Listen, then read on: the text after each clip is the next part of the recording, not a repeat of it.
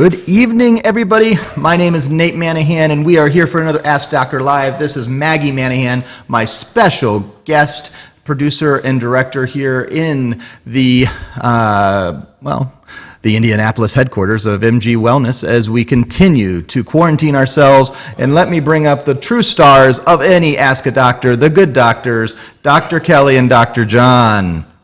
How are you this evening? We are great. Wonderful. All right, we are Nancy Merrill, already saying hello. Welcome to everybody who's joining us. Let me do just a little bit of housekeeping, and just to remind you what we would love for you to do. Can you do one thing for us? Can you share this as you're watching? Share this with your friends, with your family. Just click that share button, whether you're on YouTube or on Facebook, and share the live stream, or even afterwards. If you're watching this afterwards, we would love to have you do that. We also ask if you have any questions, comments, thoughts, ideas, we would love to have that. Rosemary, welcome. She's saying she's here, so we're seeing the comments. Everything's working the way it's supposed to be, and we would love to hear your questions as we do that. We have a few preset questions. We're here for up to an hour to answer questions, and we probably have about 20 minutes of stuff. So if you don't ask questions, well, we get to go to bed earlier. But we're here for a longer period of time. Dr. John, Dr. Kelly, I'm going to bring you guys back up. We have a lot of stuff going on, but I think we're going to start out with a story of some of the doctor you know that's actively involved in treating the coronavirus and COVID-19 patients in New York City. Can you tell us a little about that, Dr. Kelly? Well, one of our really dear friends, her name is Dr. Sharmila Makija. She is the chair of the Department of OBGYN at Montefiore Medical Center, Albert Einstein School of Medicine in New York City in the Bronx. And today is actually her 5th anniversary of having been the chair of that very large department. It's the largest OBGYN department in the nation. And she is in the heart of the battle. I talked to her for an hour and a half today. She and I have been dear friends since 1997. Wow, that's a long time. It is a long time. And the three of us are known to hang together at all of our national meetings and spend a lot of time together. So I just was so inspired by her strength of leadership, her vision, her willingness to take action when maybe others around her are not taking action or don't know what to do. She has been just a real encouragement to her department, to patients, and we really admire her for all that she's doing in New York City. It is a battle, and she is in the thick of it, and the heat's not going to let up soon. She's exhausted. So just be thinking of her and praying for her as she continues this daily battle for quite a while. Let's take a step back a little bit, and let's look at where we are with coronavirus. It changes every week. It changes hour to hour. Where are we right now? What are the things that we should all be aware of? And let's just talk a little bit of where you see us from where Dr. Fauci and others are talking about where are things going over the next week.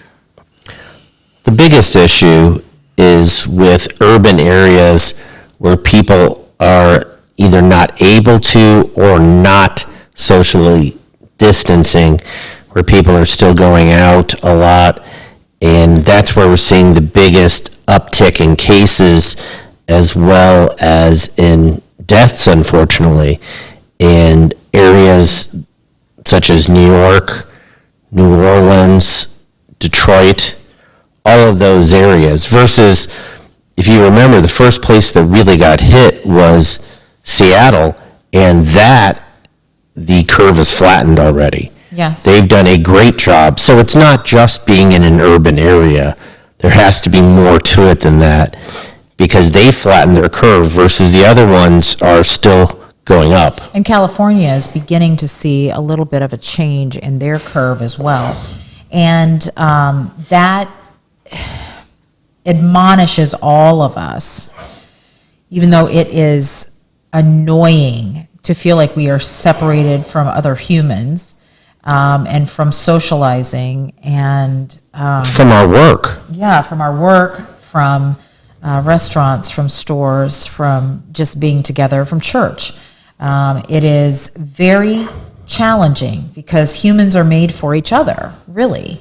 That's how we're designed. And so even though this is very challenging, I'm not a big fan of it myself, but we need to do it because that is really what the data from many, many other countries who are ahead of this whole process, they have shared their information about what is really changing the outcome. Italy has had just a tragic story. The number of deaths is it's just devastating. But their new cases each day are on a slow decline. And so that social distancing, that lockdown, it does make a difference.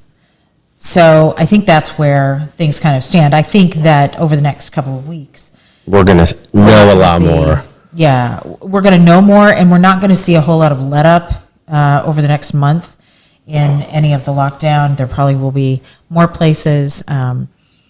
Georgia goes on lockdown tomorrow. Yes. So there are a lot of More it's gonna happen. places will be going on it. But at the same time, if we all do it, then it's going to be earlier that we get back off lockdown. Even though it doesn't seem like earlier, it seems like it's just extending and extending. The way to make a difference in changing that timeline is to just be very adherent to social distancing, and to hand washing and hand sanitizing and, Covering your cough and sneeze. And yes. to bring that up, we've seen a lot, and we've had a lot of questions about, well, they're now talking about masks again.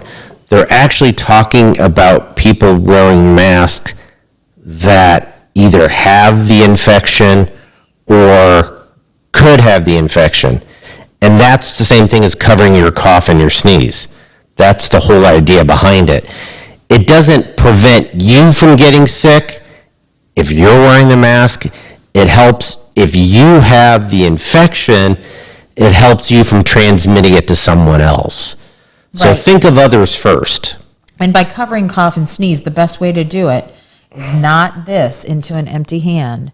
The best thing to do is in a tissue and throw it away.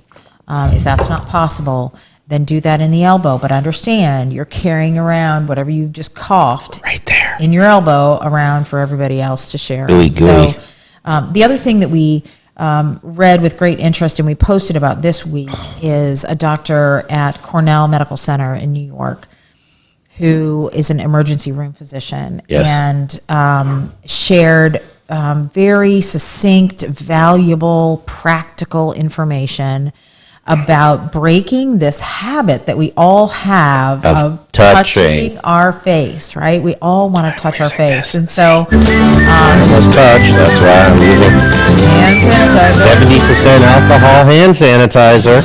So All that training in Africa. it's coming in handy now. Absolutely. But he talked about the fact Not shaking hands, all of it. he has actually seen the fact that while coronavirus may be airborne in some very, very specific cases, by far the majority of the time is from touching someone who has coronavirus and then touching face. Yeah, it is actually, and this sounds really strange, but if needed, I can explain the difference. It is not considered an airborne illness. It is considered airborne droplet precaution. So explain what that difference means, Doctor. Like we talked about before, humidity is key to actually making or to decreasing infections also, because the virus itself does not sit airborne. The virus sits in droplets, and the droplets are what are infectious, not the virus particles in the air. That's the difference. there have been illnesses, and there have been movies about illnesses that are carried on the wind. We actually know, believe it or not, in parts of Africa, meningitis is actually carried in the air by what they call the omerton, which It's a dust storm. Dr. Kelly's heard me talk about a lot.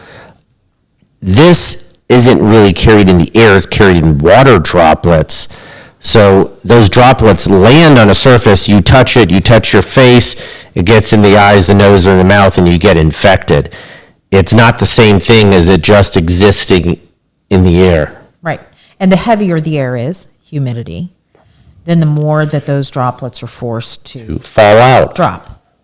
So I also wanted to mention or have you talk about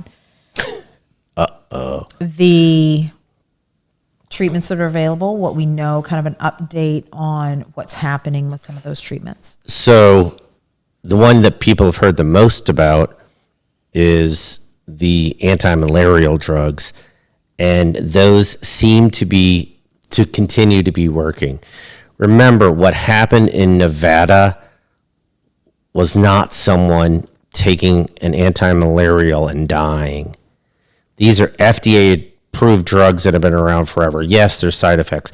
The person took a fish tank couple. killer, or the couple took a fish tank cleaner. It's like, That says do not ingest. Yeah. So it's not the same thing as the hydroxychloroquine that we're talking about. right, or even the chloroquine that we're talking Correct. about. It's a different, they didn't understand the difference, but it has nothing to do with the medicines. The anti-malarials have appeared to be working, and as we talked about, we're not sure the exact mechanism, but it probably has to do with both the anti-inflammatory processes as well as the fact that the virus needs to pick up amino acids, the little, Building blocks of protein. thank you. Translation? Then also, the HIV is what we call a retrovirus, an RNA virus, like coronavirus. And a bunch of the HIV drugs are showing promise also, which this is exciting in multiple ways, just because that means there are multiple more drugs out there that can be used. The biggest thing is that they have to be used before somebody's too sick. If there's less chance of it working if someone's super sick, sitting on the ventilator, about to die, Yes. as opposed to getting it to them before they get that sick. So one of the things that we were going to talk about tonight is if you're starting to run a fever and getting short of breath or having And fatigue. It's a different type of fatigue. It's not like I've had a long day fatigue, but it is a I can't get out of bed without someone helping me. right Fatigue. It's a really serious fatigue. Or I've been up for an hour and I need to go take a 2-hour nap, get up for an hour and take a 2-hour nap. Right. Those symptoms, please go get checked out. And I know that there are pockets throughout the United States that are struggling to get testing.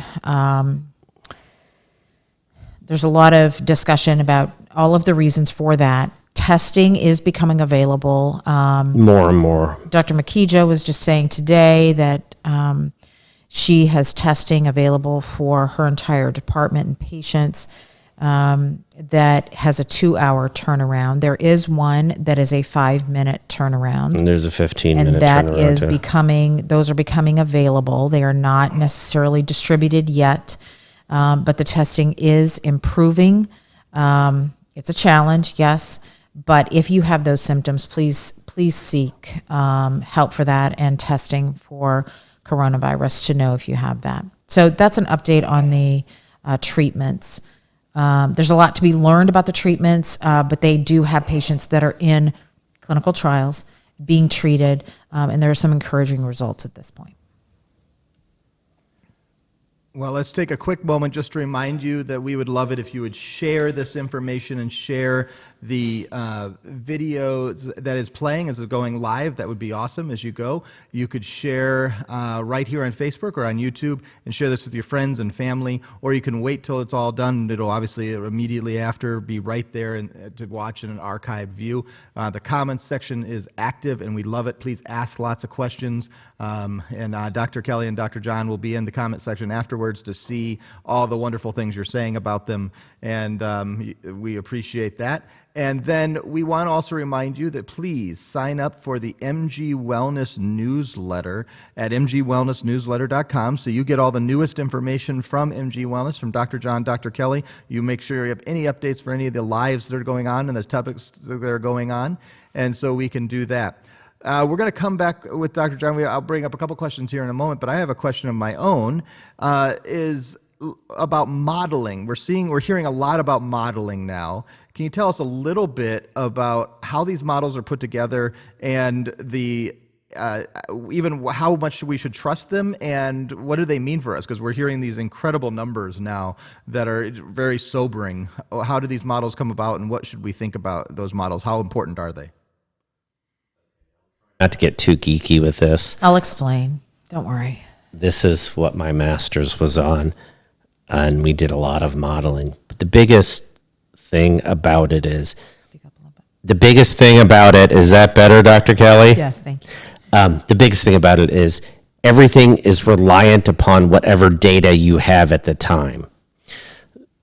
And so what I mean by that, we have no idea what the real numbers in China are based on their numbers, and they were claiming a certain amount of infections, a certain amount of hospitalizations, a certain number of ICU patients, a certain number of deaths.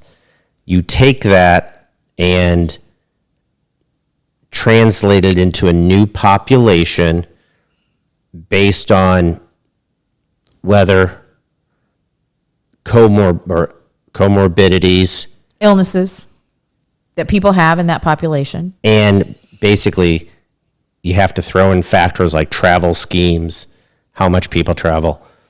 That gives a estimate for what happens over a new population. The issue is it all, as one of my teachers used to say when we were learning programming years ago, crap in, crap out. If you put crap data in, which is what happened with the initial models out of the UK, and it's not their fault, they were just given crap data, all of a sudden these things look horrible. But as we realize that there's probably 80% of people that are actually asymptomatic with it, it changes how it looks. Yeah, so we talked a little bit about this last week, that whenever you're creating a model, what really matters, remember fractions, 4th grade fractions?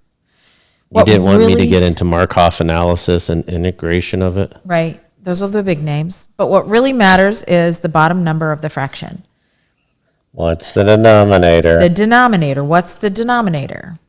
I always say that whenever we're talking about statistics, what's the denominator? Even our kids, when they were little, could go, what's the denominator? Yes, because if your denominator, if you say that in your population only 30,000 people had coronavirus and you have 13,000 deaths, that's a huge percentage.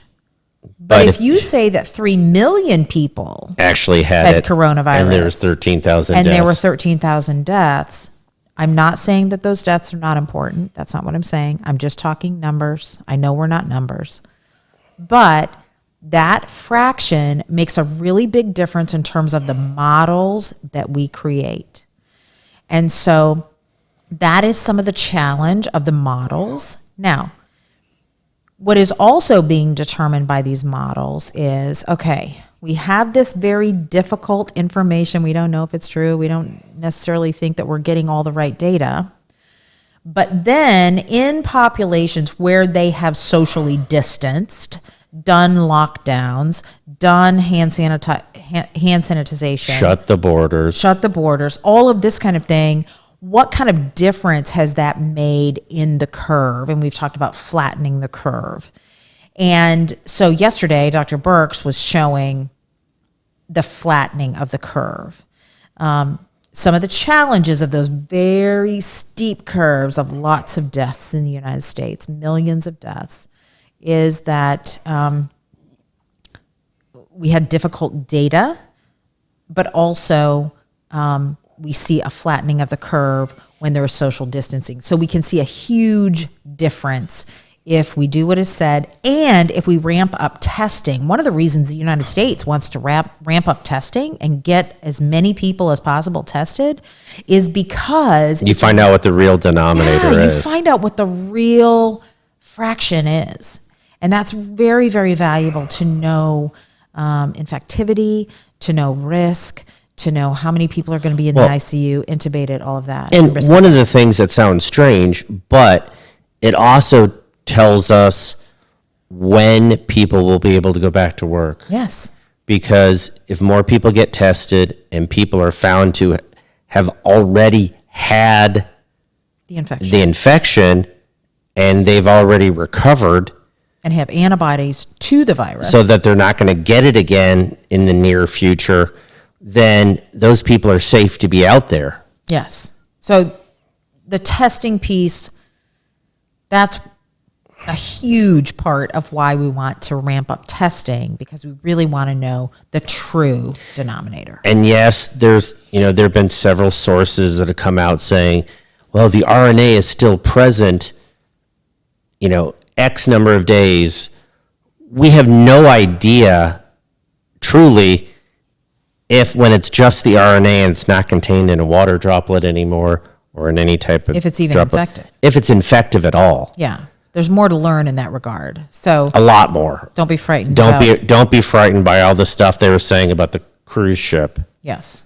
So that's the modeling. However, I would advise Don't get on one right now. don't get on a cruise right now. And if you find a cruise to get on, wow, I have no idea. It's going to what be a company you're working guaranteed with. low price, and I Yeah. would not do it. Yeah. Low price. All right, so our first comment, and turn it into a question. Donna says, both my daughters are expecting in June. One has gestational diabetes and hypertension. Her first child, now 4 years old, was 1 month premature, delivered by C-section. It's a very scary time for pregnant women. Can you talk about the increased risk for those who are pregnant at time right now? There's no increase. No increased risk that we know of right now for healthy pregnant women. However, with gestational diabetes and hypertension, As long as it just has to be controlled. has to be controlled. But pregnant women are not doing any worse than an equivalent non-pregnant woman. Correct. And yes, it can be transmitted to the baby. We don't have any evidence that that is Any more harmful to the baby than getting it another way. Right. And yes, it is scary. There's no question. I'm not downplaying it, especially with our background. We're not downplaying it. Yes. But what we're trying to say is don't be super scared by that. This is what I would say. I'm going to go back to some of the things we've talked about a million times. Gestational diabetes and hypertension can be better controlled by eating whole foods, non-processed foods. Yep. That is a huge piece, and those changing what we put on the end of our Helps your fork immune system. helps your immune system to behave in the way that it's supposed to behave. So if The I same could, things that cause diabetes and hypertension in pregnant women are the same things that decrease your ability to fight an infection. yes. So if I could get on my little soapbox for one hot second and say that what she puts in her body in terms of food is hugely important right now. Whole foods. Whole foods. All right, next question. Also from Donna, we're going to get to all the questions, I promise. If someone tests negative but symptoms persist, should they be retested? Yes. Yes. Yes, we're seeing lots and lots of reports of people who, go ahead. No, go ahead. That have been They're getting negative. tested and they're negative, but then on repeat testing, they're positive. And part of the issue is the type of testing they've been doing.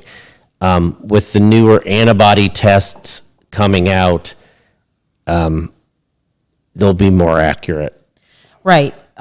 Currently, I'm sorry, not currently. In the past few weeks, they've been testing for the presence of the virus.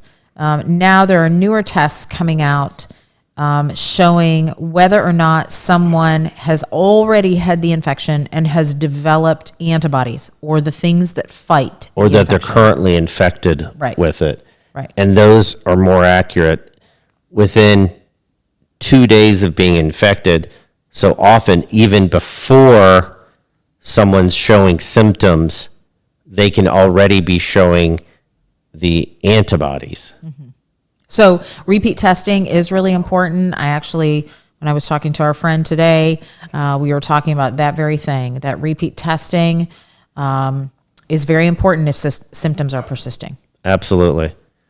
And if they test for corona and it's not there, they should still be testing for influenza A and B Yes. and other similar mono, things like that.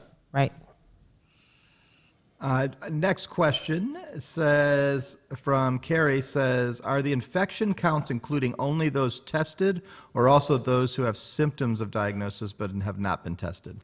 Just those who've who are been tested. And that's part of the challenge. So that is it right there. That's exactly our point, that there are so many people, some in our immediate circle of family, who believe wholeheartedly that there have been symptoms consistent with coronavirus, who Weeks ago. have not been tested.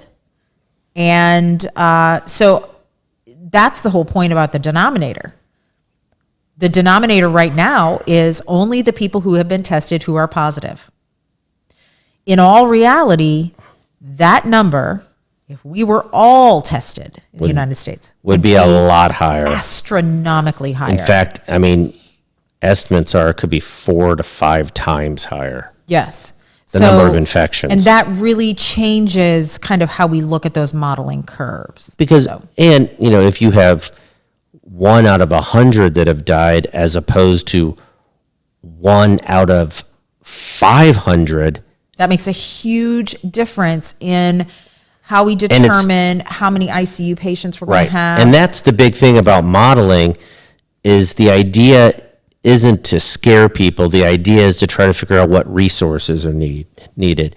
And in fact, the way these models were originally designed, it was to try to figure out use of resources such as, we know on this type of day, on this weekend, we need X people manning the ER. And, but on a different day of the week, we need this many. And those how it's used, but you have to have the right data. Yeah, that's always the challenge, is that when you're predicting things like this, it can be a wild ride because you're completely dependent on the data that is being given to you. So the reason we're encouraging testing is so that we can get an accurate number for all of us across the country, not just in New York City, but all of us across the country, especially in places at risk like New Orleans. There are places in Florida that are at risk, Detroit. There are just some very populated areas that we would love to have better modeling for. I think we'll continue on with Donna saying this. I work in a hospital. We are given a surgical mask and brown paper bag, told to disinfect our mask for reuse and store in the brown paper bag. Only N95 used for suspected COVID patients. When it comes to that, and I will add to that also a story that I heard this week, or read this week, about I forget, it was a California company that was creating a new way to disinfect through high-level hydrogen peroxide. The N95 could do, I think, 8,000 or 10,000 a day per location. So the surgical mask, we hear a lot about it. Here in Indianapolis, some of the 19 churches band together and bought 200,000 masks. Back to the doctors having lack of masks, is that something that's lessening? The people are getting access to masks? What are we hearing about that? Well, one of the groups in California, when after the executive order to prosecute hoarding, found 39 million. Yes. So there are pockets. There's actually just a crazy story in northern Indiana of a church that had purchased thousands and thousands of masks and thousands of hand sanitizers. And they were intended to go to the Middle East, right? Yeah, to Iraq originally, and they couldn't go. They could not get it there. I mean, they tried every And which then way they to tried get it there. Haiti and couldn't get it And then there. they tried Haiti. For years, they've been trying. So finally, they just stored this stuff in Until- a storage container. And Until last Friday. last Friday, two of them were talking, and they went, "Hey, I wonder if there are any masks or hand sanitizer in there." And goodness knows, they found this treasure and distributed it to hospitals all over Indiana. So, you know, that issue of masks, there are pockets in places like New York City where personal protective gear is just not Getting adequately available. There are lots of reasons for that. There's hoarding of it. Sometimes it's not available. there. And one of the things to remember is that most hospitals purposefully have kept low inventory so they're not spending money. Yes. And unfortunately, that's caught up now. And getting ahead of this in New York City was challenging. It was challenging for many of the hospital's leaders to get ahead of it. And so that challenge in pockets like that, PPE is sometimes hard to come by. It is in other pockets throughout the United States. While PPE is low in a lot of places, it is being produced at unbelievable levels by some large corporations. Lots of that them. are now releasing those products to institutions that need them. So it is not fixed. It is a little bit better than it was a few days ago. And it's kind of, our friend was telling us today that, you know, you find a box of masks and it's like finding gold. And she has really been very, very strong in getting that for her people. And so that kind of leadership is needed in this situation. Ultraviolet light, Yes. like tanning bed light, can sterilize the masks. Yes, that was shown at the University of Nebraska, correct? Yes. Just a couple of weeks ago. And so You can actually buy, and they're readily available, little UV lights. little UV lights that people use to do for their cell phones. And that can sterilize your mask safely. Yes. Multiple times without getting it wet. All right, next question. Martha asks, I'm hearing conflicting reports about whether or not you can get COVID-19 more than once, or if you develop an immunity to it after contracting it. So it's a testing question more than an infection question. Understand that already Europe has shown that the tests that were used in China are over half of them didn't work. And so all the stuff that was sent from China to Europe for help wasn't beneficial. And why is that important? Because they weren't looking for antibodies. They were looking, what they did is if someone had COVID, they would test them and keep them in the hospital till they had 2 negative tests. And then they would test people again a week later, and some people were being positive. Well, was it that they still had the disease but were recovering, or did they have a second infection? What they have found is anybody that they called a second infection never got critically ill and were barely symptomatic. You're right. I think there's probably more that we're going to learn about that as we have hopefully a little bit more transparent data in several countries. Italy, Spain, UK, the United States, Germany. I think those are places of data that we'll begin to be able to see. You know, one of the concerns is next winter, are we What's going to gonna have this happen? again? And those are things that we don't have answers to yet. Do people who have had coronavirus shed the virus for a while? Yes. They do. They may not be very sick, And they won't be sick often. but yes, shedding of the virus can happen. But I think next winter is something that we just don't know enough about But the yet. big thing is it does not appear that people can get really sick twice. Yes, currently, yeah.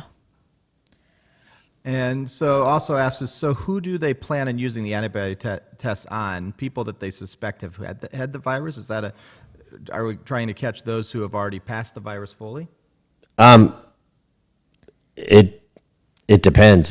There's You can use it in any kind of situation. so this is getting really geeky, but Go for it. we're basically looking at two different immune globulins, Things that create antibodies in your system. and there's one that's called an acute phase one, and that one usually lasts from about 2 days to a couple months at most. And then the chronic or long-term one goes from about a week after infection to hopefully the rest of your life, but at least months to years. And it depends on what you're testing. But the idea with the antibody test is just that it's more accurate than doing looking for a little fraction of, Are they available for purchase?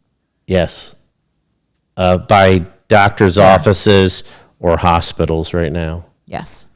They're lagging behind by 1 to 2 weeks. But yes, they're actually available now, and they're actually basically equivalent to almost like doing a pregnancy test, but you don't pee on it.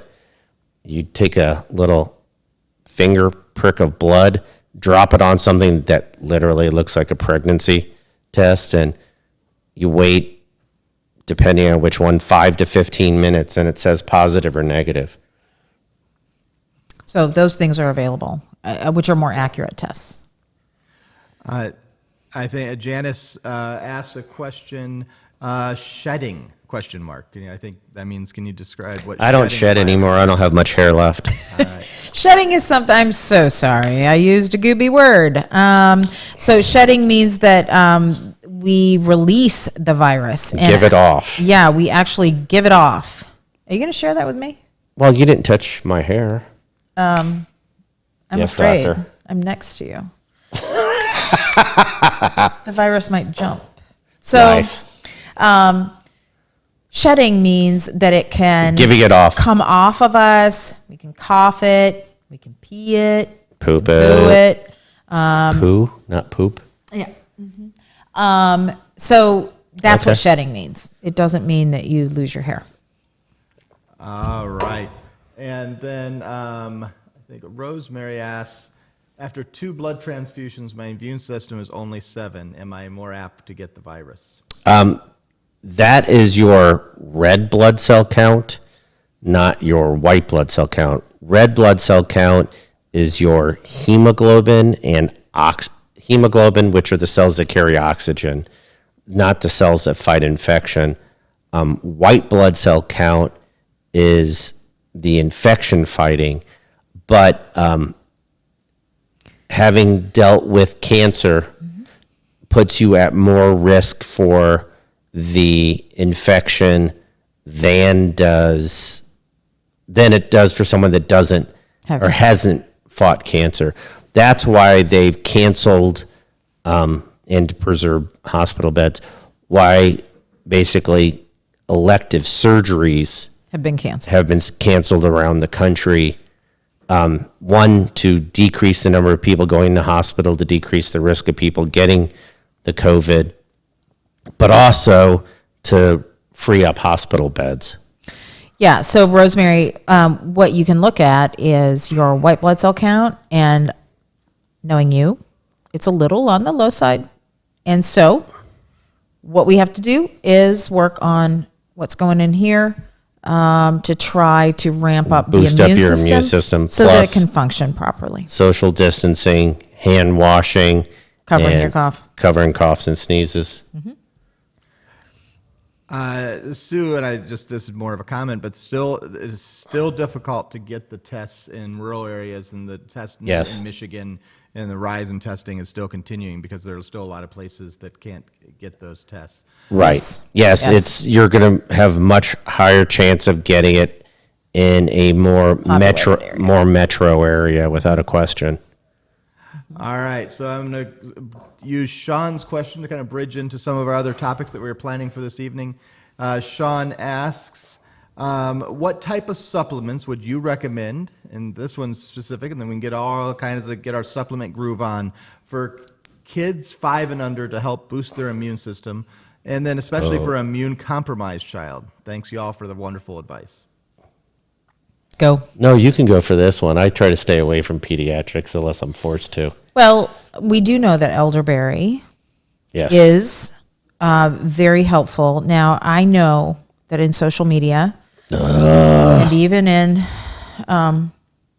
some scientific circles, and I do Use quotes on use that. quotes, that there's a fear of this thing called cytokine storm from elderberry that is also being seen in some Zero cases Hold on. ever reported. also being seen in some COVID patients.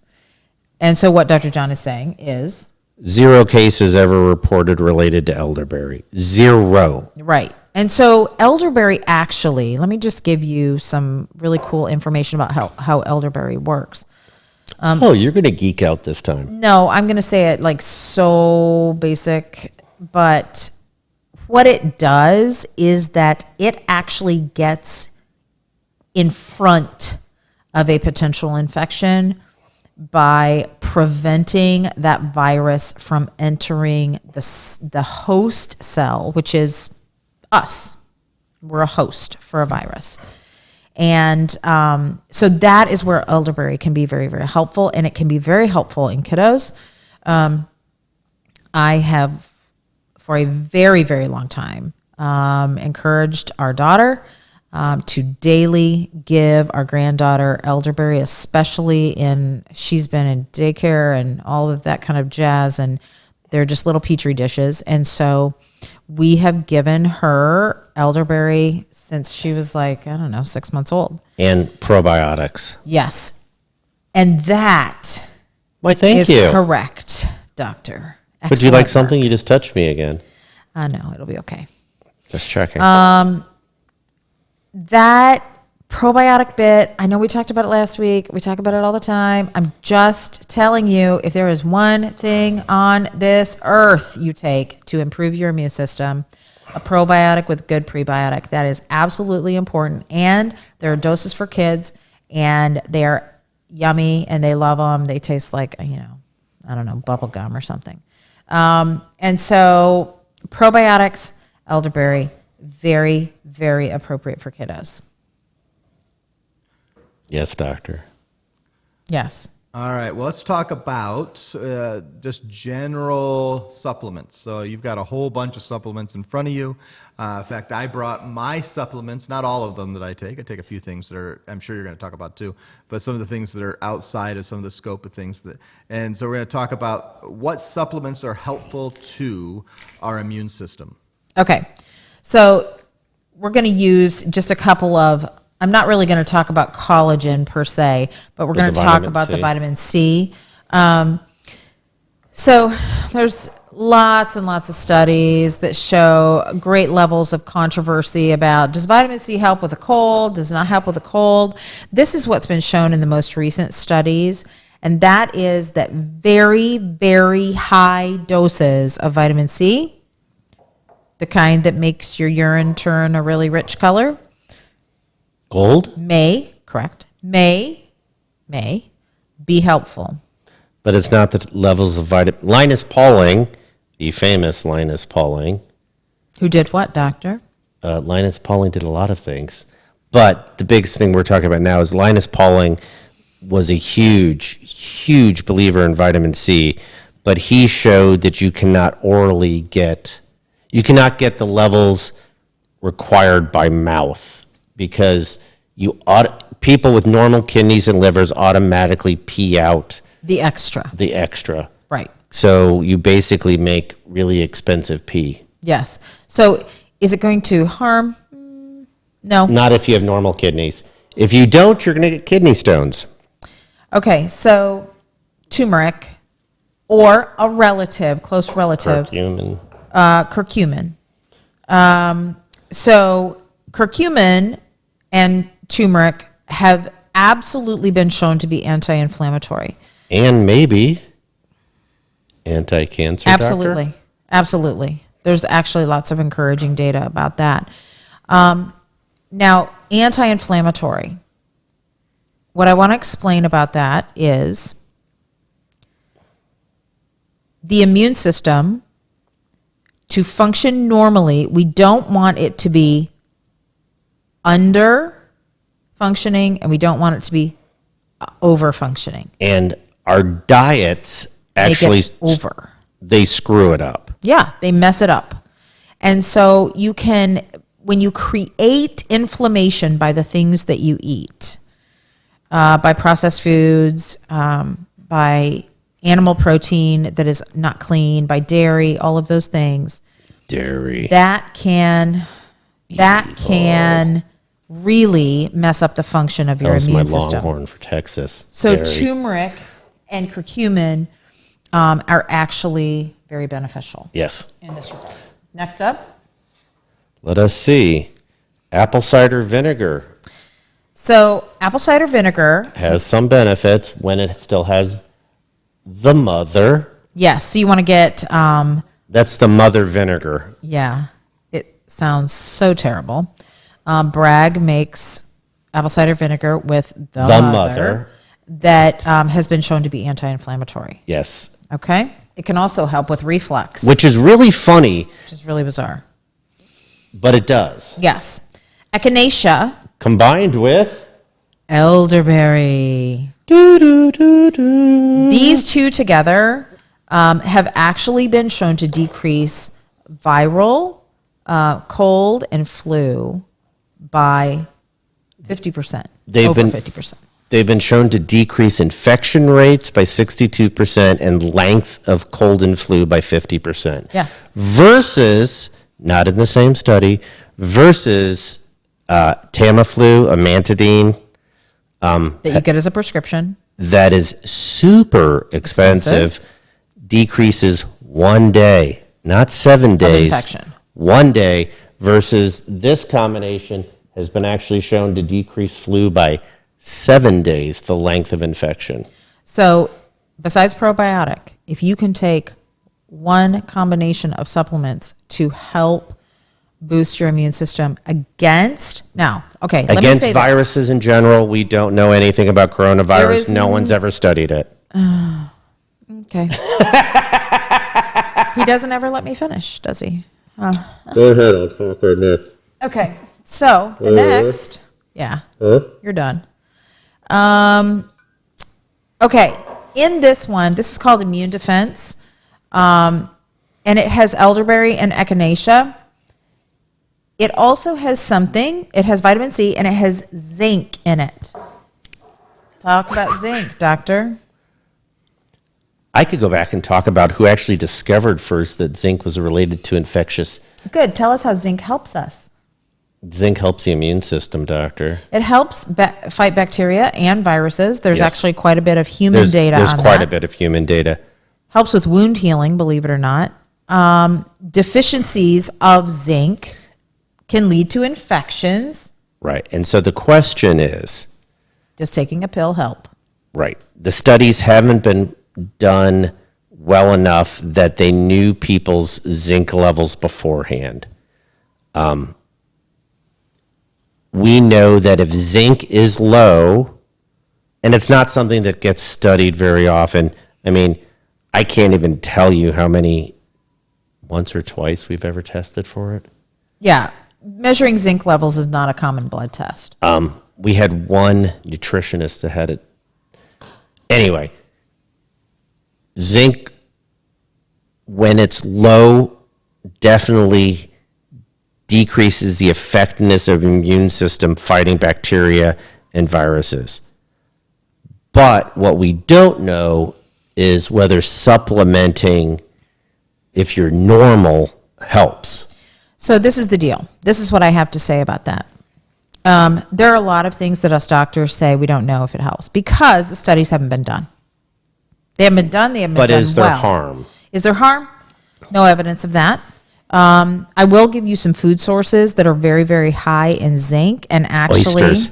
Oh my gosh! Seriously, oysters have the highest level of zinc.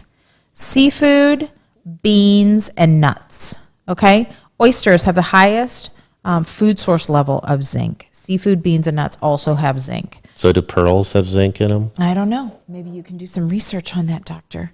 And then vitamin D3. Vitamin D, we have talked about a lot. Vitamin D, this is the deal. We know that exposure to sun is the most, I'm not saying to the level of sunburn and toxicity like that, but exposure to sun is really, really the most important way that we can get vitamin D. The other thing that we don't know is how much vitamin D pills really help us. We're not very good at measuring the ability of the pill to help us, but what we do know is that sun does help us fight infection better. So this is what I want to encourage you to do. I know we're social distancing, and I want you to social distance at all times, including being outside and exercising. But when there is opportunity to see sun, On my shoulder. it is not only good for your ability to fight infection, it is also good for your mind, and so do it. You Okay. just touched your face. So we have gone all, I did. So we have gone all the way through my brother's From A to zinc. 700,000 supplements. I'm going to mention a couple more. Selenium is also a very important supplement that can help fight infections by acting like an antioxidant. I'm going to give you food sources: eggs, chicken, oats, mushrooms, Brazil nuts, and fish. L-lysine. This is Yeah. something that is talked about a lot. But There's not good human studies. There's some animal studies, like laboratory studies. And it can do a lot of potentially good things, but I don't have any evidence that taking a bunch of supplements of L-lysine will be beneficial. Food sources include fish, peppers, leeks, avocados, kidney beans, chickpeas, cashews, pumpkin seeds, buckwheat, and quinoa. So there's lots of ways that you can get L-lysine. and one of the things we know about supplements for amino acids especially is that the microenvironment of the food that it's in is usually better at getting levels up in a body than taking a pill. So you're better off getting it from a food source. Yes, that's Eat your guacamole. yes, very, With very salmon. important. Some other things that are important that you can include in your diet: garlic, anti-inflammatory and anti-cancer. Yep. Licorice. Allium. What's that? Part of the allium Oh family. yes, the allium family. Garlic, onions, Leeks, leeks, scallions. scallions. Licorice can also do lots of funky things.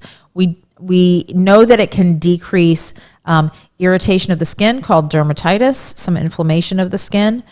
We don't know if it helps with viruses at all. But if you eat enough black licorice, the virus may just stay away from your breath. Yeah, exactly.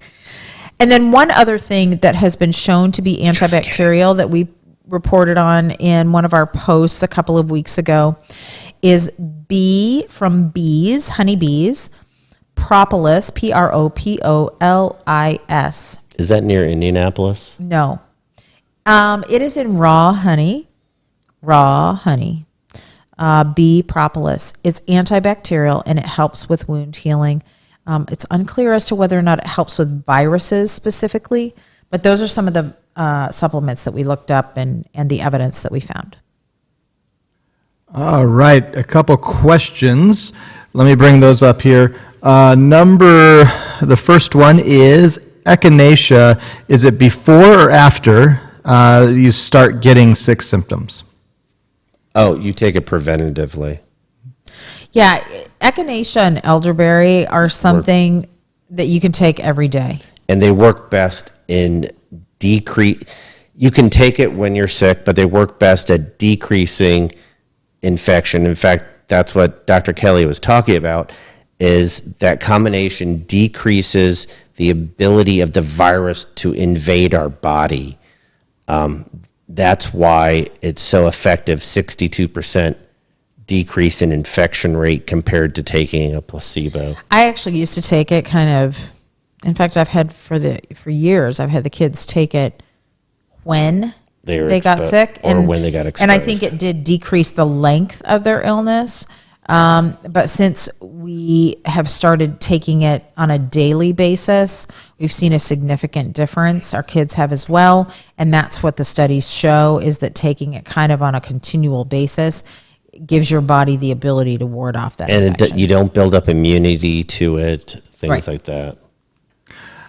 Next question. What is your preferred brand of these supplements? We don't have a preferred brand, but one of the things you want to look for is that it's been approved by one of the various organizations. USB. P. Yep. That's what Sorry. She said P. USP. U.S. Pharmacopoeia. There are several.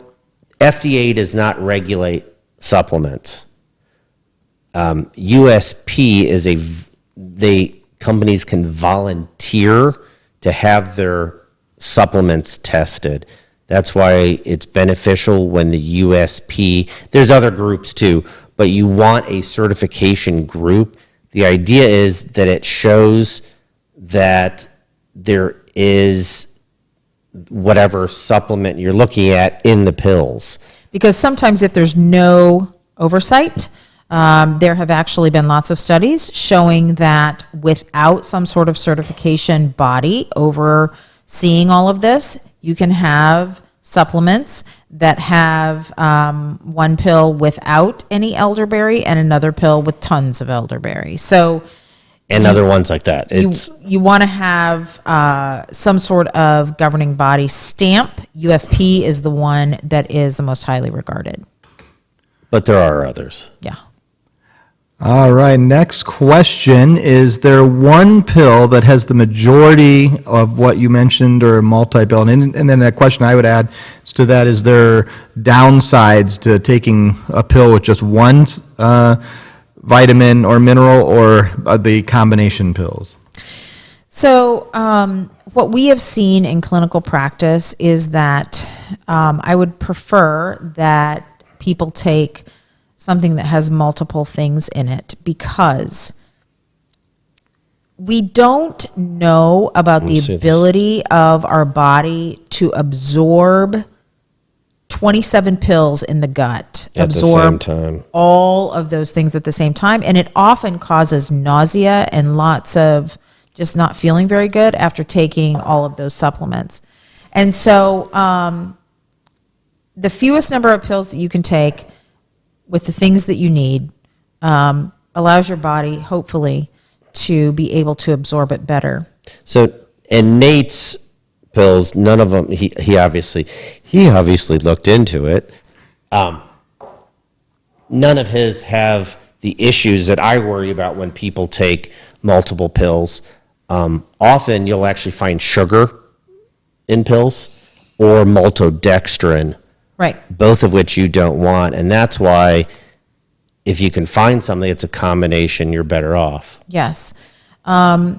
We take an immune booster from Arbonne that has both echinacea and elderberry, as well as lots of other things, including zinc and selenium and all of that. There are other combinations out there that have those things in it. I like to take it in liquid form. Some people like to take it in pill form. So it's totally based upon the stamp on the bottle and how many pills you want There to were some take. good jokes set up with that, and I couldn't go there. Good. I'm glad you didn't. Yep. All right, and Sabrina asks if there's a specific dosage of elderberry and Echinacea. echinacea that would be recommended. I'll get back to you with what they are. We're I gonna- don't remember. Actually, we'll look that up and we're going to post that on your question because the study was very specific and I didn't write down the doses. I don't remember. I'm sorry. So we'll look it up. But yes, there is. Was that a yes/no question? Yes. Not sure. For some reason, I have no idea, but we just lost all video. But we have audio going through. I can see through. But I think what that means is we have been on for an hour and 4 minutes, and it's 9:01 p.m. And so on that, as you guys are watching us in the black, and I can't figure out how to get the cameras to come back through. I think Facebook's saying, You're done. Yes. Everything. sayonara. Everything just froze. Instead of trying to reboot it and figure it out, we're going to say thank you very much for watching. And waving. Everybody is waving, and we We're hope you waving, have we're a waving. wonderful night. Bye, y'all. Bye.